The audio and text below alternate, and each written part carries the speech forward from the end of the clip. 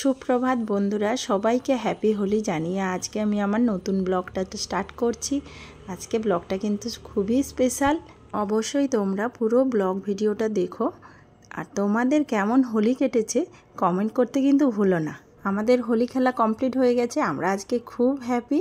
Fresh হয়ে মন্দিরের সামনে একটু ফুল সাজিয়ে দিলাম। ভগবানের পায়ে ফুল আবির দিয়ে পুজো কমপ্লিট করে আমরা বেরিয়ে পড়েছি। রাধে রাধে। আজকে আমরা সবাই যাব নিউ টাউন ইস্কন মন্দিরে, তাই বাঙালি পোশাক পরে সবাই রেডি হয়ে গেছি। নিউ টাউন ইস্কন মন্দিরে যাওয়ার জন্য বিশ্ব বাংলা গেট থেকে একটা সোজা রাস্তা সাপুরজির দিকে গেছে, ওই রোডটা ধরে এগিয়ে যেতে হবে। এটা হচ্ছে সাপুরজির মোড়।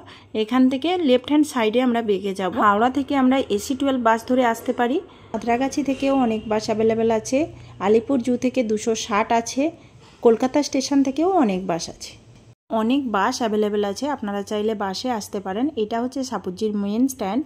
এখান থেকে রাইট হ্যান্ড সাইডে একটা কাটা দেখা যাচ্ছে, এটাকে ক্রস করে এগিয়ে যেতে হবে। লেফট হ্যান্ড সাইডে এই যে সাপুরজির বিল্ডিংগুলো দেখছেন, এগুলো ক্রস করে কিছুটা এগিয়ে গেলে দেখতে পাবেন একটা 4 মাথার মোড়। 4 মাথার মোড় থেকে রাইট হ্যান্ড সাইডে আমাদেরকে বেঁকে যেতে হবে। প্রাইভেট কারে ইজিলি যাওয়া যাবে, বাইকে এলেও যেতে পারবেন। যারা বাসে আসবেন এই 4 মাথার মোড় থেকে টোটো পেয়ে যাবেন। ওই মোড় থেকে পায়ে হেঁটে গেলে 10 থেকে 12 মিনিট লাগবে, তো চাইলে আপনারা পায়ে হেঁটে যেতে পারেন। যারা বাইকে বা 4 হুইলারে আসবেন, মেন গেটটা ছেড়ে দু সাইডে পার্কিং করা যায়। তাছাড়া ভেতরে ঢুকে ভেতরেও পার্কিংয়ের প্লেস আছে। এখানে কোনোটা পেড পার্কিং নয়। হোলির দিন এসেছি, তাই দেখো লেফট হ্যান্ড সাইডে বড় প্যান্ডেল হয়েছে। এখানে প্রসাদ পাওয়া যায়, কেউ ভোগ দিতে চাইলে প্রসাদ নিয়ে এখানে ফুল নিয়ে ভোগ দিতে পারে। আমরা এখন জুতো খুলে মন্দিরের ভেতরে প্রবেশ করছি।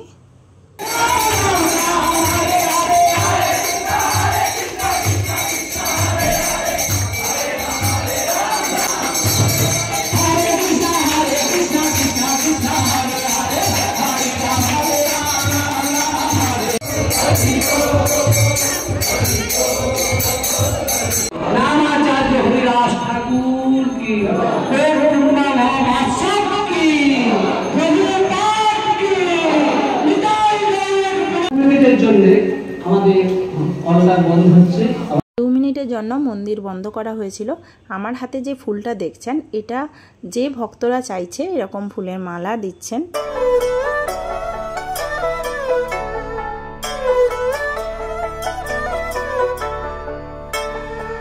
আমরা মন্দির থেকে বেরিয়েই প্রসাদ নিয়ে নিলাম।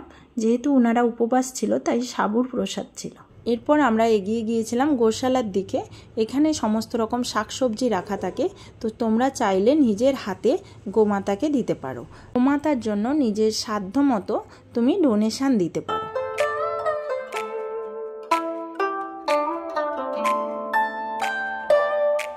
দেখুন প্রসাদ রেডি হচ্ছে, সবজি ফল সমস্ত কিছু কাটা হচ্ছে।